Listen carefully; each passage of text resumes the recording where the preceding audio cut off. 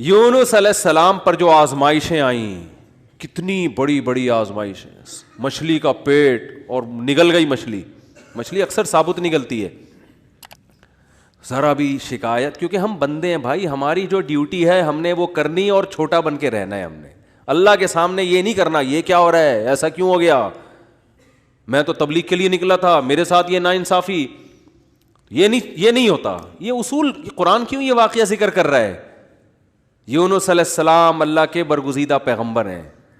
ہمارے حضرت فرمایا کرتے تھے یہ محبت کی چٹکیاں ہوتی ہیں. انسان کو جس سے محبت ہوتی ہے تو اس کو ستاتا ہے، اور یہ ستانا تکلیف برائے تکلیف نہیں، اس کے درجات کو بلند کرنی. محبت کا اظہار ہے کہ میرا ایسا بندہ ہے، ایسا پیغمبر ہے، کتنی آزمائشوں میں ڈالا، زبان سے ایک حرف ناشکری کا نہیں نکل رہا، ساری اپنی طرف منسوب کہ میری غلطی ہے، میری غلطی ہے، میری غلطی ہے، میں غلط ہوں.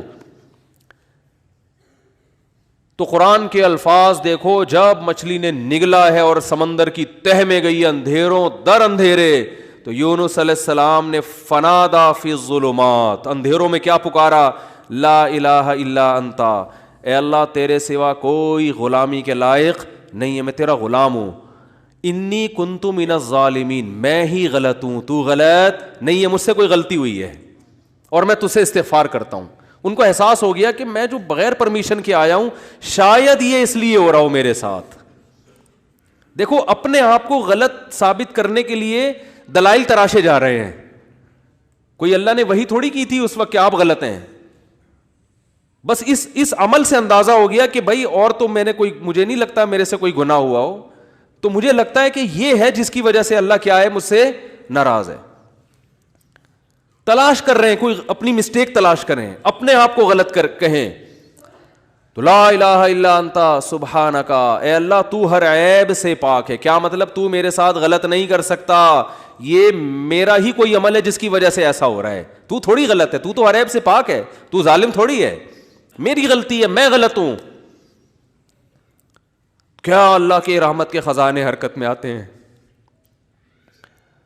فَالْتَقَمَهُ الْحُوتُ وَهُوَ مُلِيمٌ، قرآن کہہ رہا ہے مچھلی نے نگلا اس حال میں کہ یونس علیہ السلام اپنے آپ کو ملامت کر رہے تھے.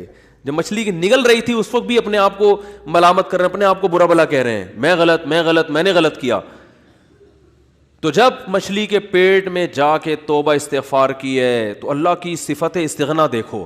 اللہ فرماتے ہیں لولا انہ کان من المسبحین، اگر یونس اپنی غلطی کا اعتراف نہ کرتے، للبث فی البطن الی یوم یبعث فی بطنہ الی یوم یبعثون، قیامت تک اسی کے پیٹ میں رہتے، وہ نہیں نکلتے. یہ اللہ کی صفت استغنا ہے کہ بھائی اللہ کو آپ ڈرا کے، دھمکا کے یا اپنی غلطی کا اعتراف کیے بغیر اللہ پہ ڈال کے اللہ سے کچھ بھی منوا نہیں سکتے. اللہ کہتے ہیں ہمیشہ رہتے، لیکن اللہ کو پتا تھا نہیں ہے ایسا، وہ تو آزمایا. پیغمبر تو گناہ نہیں کر سکتے نا، تو یہ تو اللہ آزما رہے ہیں دنیا کو دکھانے کے لیے کہ میرے نیک بندے ایسے ہوتے ہیں. تو اللہ فرماتے ہیں کہ فَأَنبَذْنَاهُ بِالْعَرَاءِ، ہم نے ایک میدان میں ان کو، جب انہوں نے توبہ استغفار کی ہے تو اللہ نے مچھلی کو حکم دیا ان کو نگل دے باہر، اور وہ مچھلی نے آپ کو ساحل سمندر پہ ڈالا ہے. اب اللہ کی رحمت کے خزانے، سمندر کے ساحل پر کچھ بھی نہیں تھا.